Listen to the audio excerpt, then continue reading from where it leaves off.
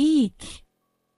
When I opened the 0 degrees Fahrenheit freezer, inside was my 6-month-old daughter, who I thought I had left with my husband. I hurriedly picked her up and put my hand to her cheek. Her face was cold, and I couldn't hear her crying. Faced with my child, I collapsed on the spot. How did this happen? When I contacted my husband, he answered in a carefree voice, "Our daughter is still doing fine." Liar. I decided to investigate him for deceiving me and doing this to our daughter. Then, something unbelievable came to light. I was so angry I could feel my blood boil, and I decided to send my husband to hell. I met my husband Charles when he was the owner of a pub and I was a customer. It was near the publishing company where I worked, and I often went there with my colleagues. He was always working hard there, and before I knew it, I found myself watching him. Fate brought us together, and we started dating. We got married when I was 34 and started our new life together.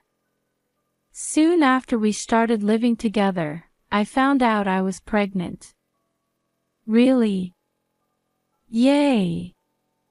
I'm finally going to be a dad.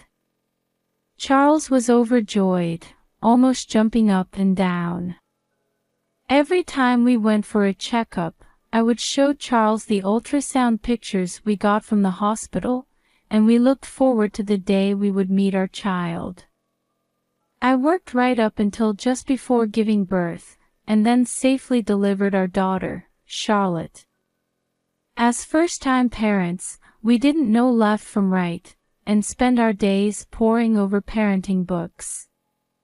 Still, life with my gentle husband and our adorable child was pure happiness. However, after the baby was born, Charles became busier with work, and I ended up doing most of the housework and childcare. I thought it couldn't be helped, but I was worried about his health. "You're not getting much sleep, are you?" Well, I'm managing somehow." Around this time, there were plans to open a new branch of the pub, and my husband would go out almost every day saying he had meetings, coming home late at night. Moreover, he said he was developing new menu items for the pub, so after closing the store, he would take employees to visit other establishments for research. In the mornings, he would sleep until the last minute, so he hardly spent any time with Charlotte. "Honey, won't you come with me tomorrow to buy some children's clothes?" "I can't. I'm tired too. At least let me sleep on my days off from work." My husband was in a bad mood, probably because he was busy and tired. Just Charlotte waking up and fussing in the middle of the night would set him off. Shut up. Make her stop crying. Not only that, but in his anger, he would throw whatever was nearby at us. "Charlotte's still a baby. It can't be helped." I would retort, but he wouldn't listen. "That's enough. I'm going to sleep at the store." Finally, he would say that and leave the house. Maybe when things settle down with the new store, his mood will change. I told myself that and decided to be patient. However, the situation didn't change, and 3 months passed. That's when I got a call from my best friend. She was getting married and wanted me to attend. I told her it might be difficult, but she said, "We'd really like you to give a speech too, so please come." I thought it would be impossible to leave Charlotte with Charles, and my parents lived too far away to ask them to come all that way.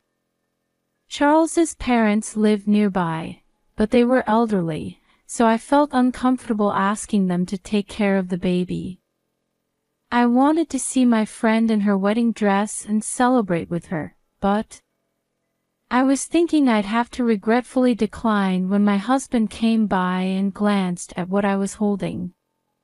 Your friend's wedding? Yes, it's in 3 months, but with Charlotte here, I was thinking of declining the invitation. He said, and went back to looking at his phone. But a few minutes later, he came back to me and said, "You should go." What? I mean the wedding. I'll take a day off work and look after Charlotte, so you should go. I was so surprised by Charles's unexpected offer that I couldn't respond right away. Are you sure? It's a bit far, so I won't be able to come back quickly if something happens. It's fine. You should take a break once in a while. Thank you. To be honest, I was worried about whether my husband, who had hardly been involved in childcare since our daughter was born, could take care of her alone for a few days. However, I didn't want to dampen his enthusiasm, so I swallowed those words and decided to ask him. Over the next 3 months, I took every opportunity to teach Charles about childcare little by little. And on the day I left for my friend's wedding, well, I'm counting on you. Leave it to me. You go and have fun. I left my daughter with my husband and set out as planned. However, when I arrived at the airport, there was an announcement that the flight had been cancelled due to sudden bad weather. I contacted my friend to let her know about the sudden cancellation and apologized. I thought I'd head back home and tried to tell my husband, but the phone wouldn't connect. Maybe he's too busy taking care of Charlotte to answer.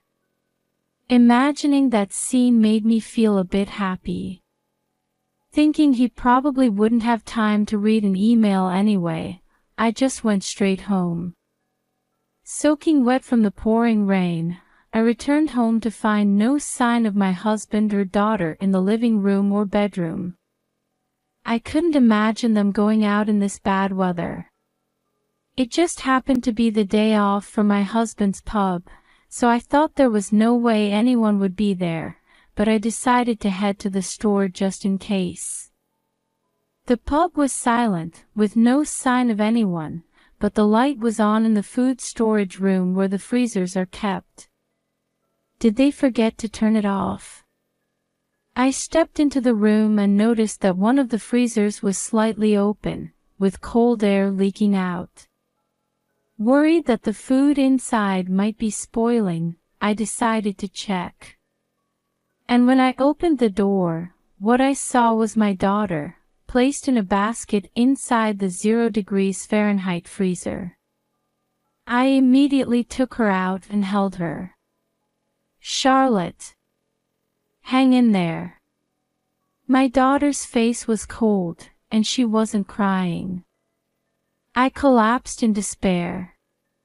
But then I realized I needed to take her to the hospital, so I called an ambulance. As I watched Charlotte being taken to the emergency room, I prayed she would be okay. How did this happen? Where on earth did Charles go? I called my husband many times, but no matter how many times I called, it just kept ringing without connecting. I decided to try emailing him to ask about Charlotte's condition. After a while, I received a message saying, "Charlotte is playing happily. Enjoy the wedding." At this point, I had already taken her to the hospital. Liar. I felt my blood boil with anger towards Charles.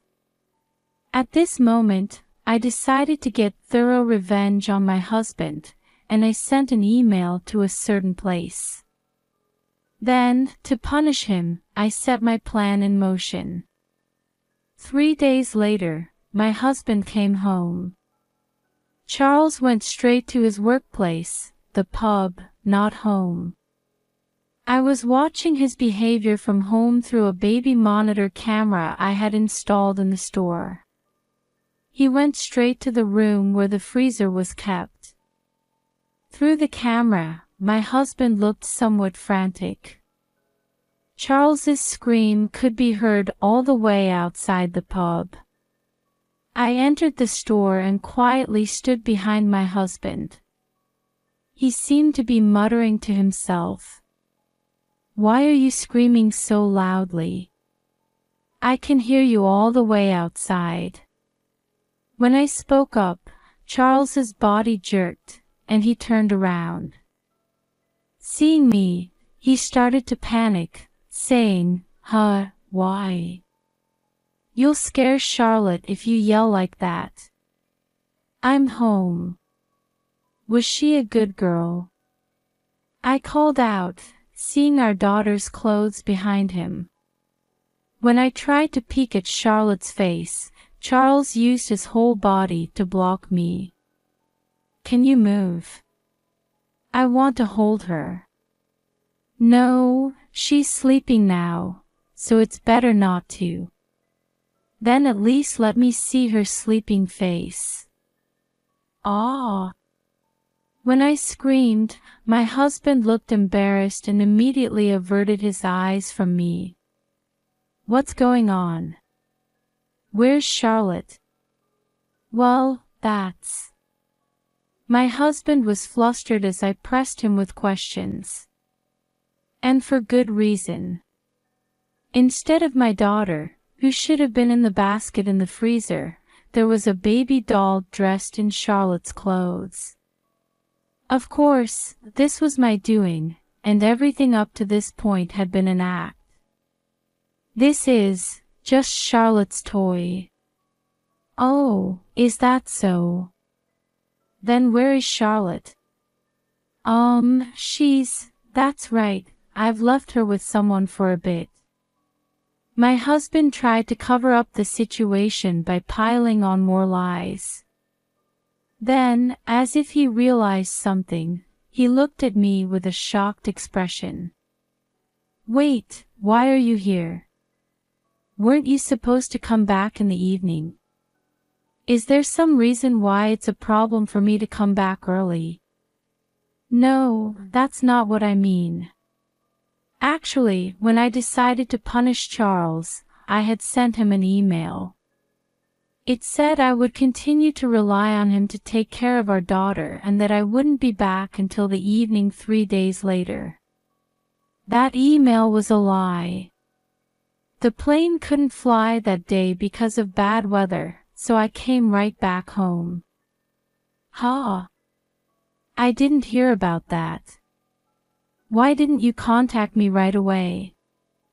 "I did, but you didn't answer." "Even if you say that, there are times when I can't answer the phone." Charles, who had been so confident until then, was becoming more and more timid, and towards the end, he was mumbling so softly I could barely hear him. However, not answering the phone then wasn't the issue anymore. I'm not angry about such trivial matters. You're lying about leaving Charlotte with someone, aren't you? Because when I came back, you weren't home, and she was in that freezer. You knew. And you pulled this creepy prank with a doll. That's the worst. My husband approached me, bristling with anger. But I pushed him back, not backing down. "Who's the worst here? When I emailed you to ask about Charlotte's condition, you said she was playing happily, didn't you? By then, I had already taken her to the hospital." "Liar. What on earth were you doing?" I was in tears as I confronted Charles, remembering the state of our daughter at that time. However, he avoided eye contact with me and remained silent. "Say something," I said, thrusting a piece of paper at my husband. "You went here, didn't you?" It was a travel itinerary. That's... I suddenly had a meeting about the new branch. Oh really? The booking completion date is from 3 months ago. Looking at the date, it was booked right after I decided to attend my friend's wedding. Charles, seeming to realize he was in trouble, avoided my gaze and kept quiet. Moreover, it's booked as a couple's plan. Ha! I wasn't invited though. Well, I saw it on TV, and they said it was a popular plan, so I thought I might learn something for our store. My husband made a desperate excuse, but it only made him seem more suspicious. Sweat was slowly forming on his forehead. Oh. So you took your employees with you for work? Yes, it was like a company trip. I was inwardly exasperated by Charles's constantly changing story. But this was just the beginning. I didn't have time to drag out this back and forth forever. How is this training? I held out several photos in front of him. They showed my husband posing happily with a woman at tourist spots or close together, clearly a couple's trip, not co-workers. My husband took out his smartphone and looked back and forth between the photos I presented and his screen, seeming flustered. Why do you have those photos? He showed me his phone screen. The same photos I had printed were displayed there. I looked at my husband with a smirk. Did you forget that I can see the contents of your phone from the computer? Ah. He covered his mouth as if remembering something. Actually, some time ago, he had asked me to create some mailings for the store's customers on the computer. However, all the address data was saved on Charles's smartphone, so he had synced his phone with the computer himself. That's why I could immediately see the reservation he made on his phone, and I could also check the photos his affair partner had sent him. And this is an employee at your store, right? No wonder you could confidently call it a company trip. The affair partner was a 28-year-old woman named Taylor who worked at my husband's store. I'm honestly quite shocked to find out you were having an affair right under my nose. Even when I said this, he showed no signs of remorse. I no longer had any lingering affection for such a man. More than you being attracted to another woman, what I absolutely can't forgive is what you did to Charlotte. Well, since it's all out in the open now, I guess there's no helping it. Charles gave up trying to hide it and smiled defiantly. I wanted to be with Taylor, so I was planning to divorce you.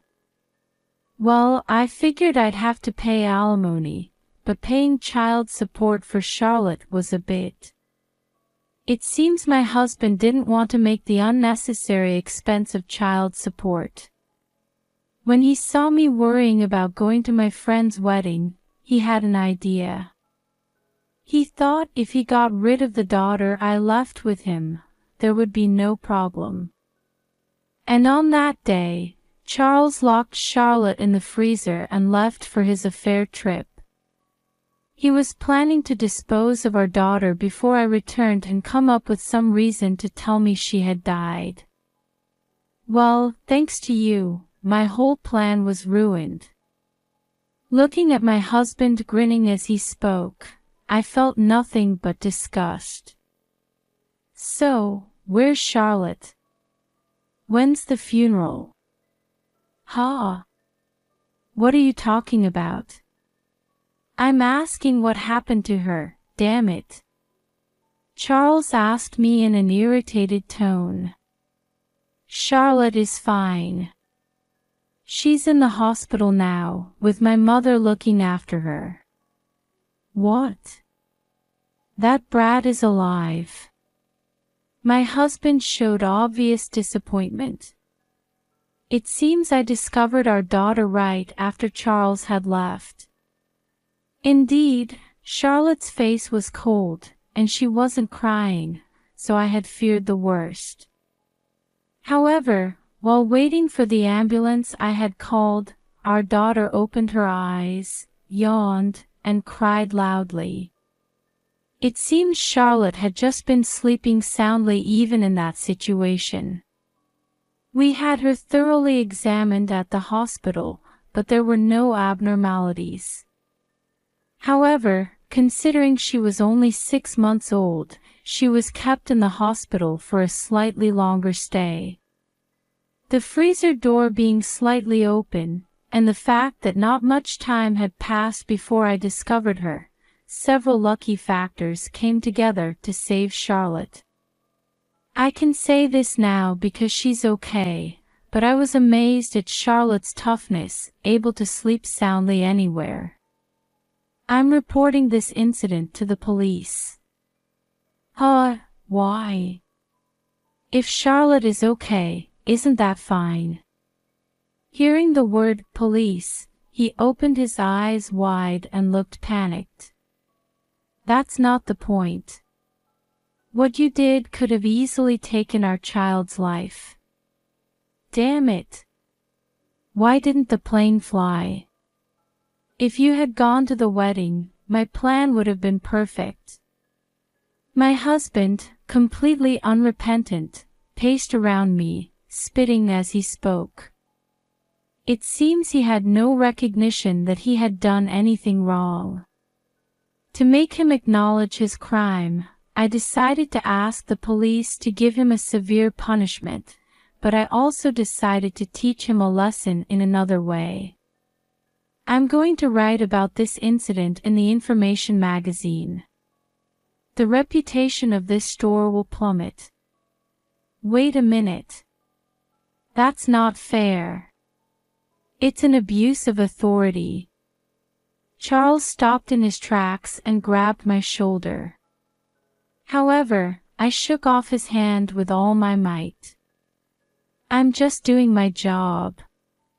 You might have forgotten, but I worked at a publishing company and was in charge of an information magazine. Actually, before we got married, when I used to frequent my husband's store, it wasn't very popular. So I wrote an article recommending it as a hidden gem pub, and it quickly became a thriving establishment. That's how he came to appreciate me, which led to us dating and eventually marrying. But my husband knows the impact of being featured in an information magazine, so he looked quite flustered.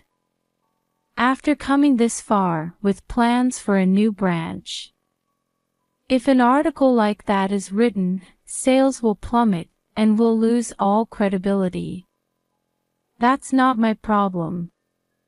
But if that happens, we'll struggle financially. You and Charlotte will suffer too, you know. He was desperately trying to persuade me. Oh. But weren't you planning to divorce me because you wanted to be with your affair partner? In that case, what happens to us shouldn't matter to you. That's, I've already prepared the papers.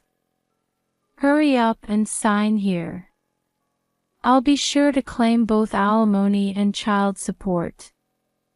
I waved the divorce papers I had prepared in front of my husband. He snatched them from me and stared at them intently. Finally seeming to grasp the reality of the situation, Charles suddenly got down on his knees and began to beg. Please forgive me.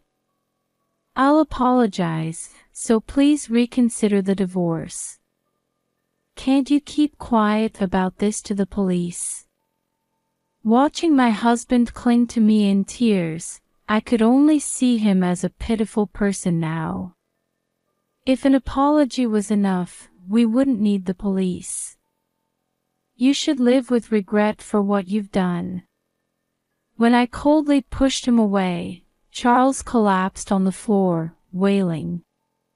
After that, my husband and I finalized our divorce.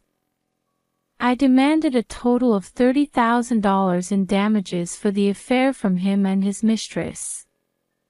And I had him pay $100,000 in child support for our daughter in a lump sum. This incident, which my husband caused because he didn't want to pay unnecessary money, ended up costing him dearly. Charles, who was reported to the police and questioned about the incident, was subsequently arrested and sentenced to spend some time behind bars. Even without me writing an article about it, the incident was picked up by the news and prominently featured in newspapers. Furthermore, the website where he had been promoting his pub's information was flooded with critical comments about him putting our daughter in the freezer. The pub's reputation plummeted, and it quickly went out of business. When my husband gets out, he'll have nowhere to go back to. Meanwhile, I've started a new life with just my daughter and me.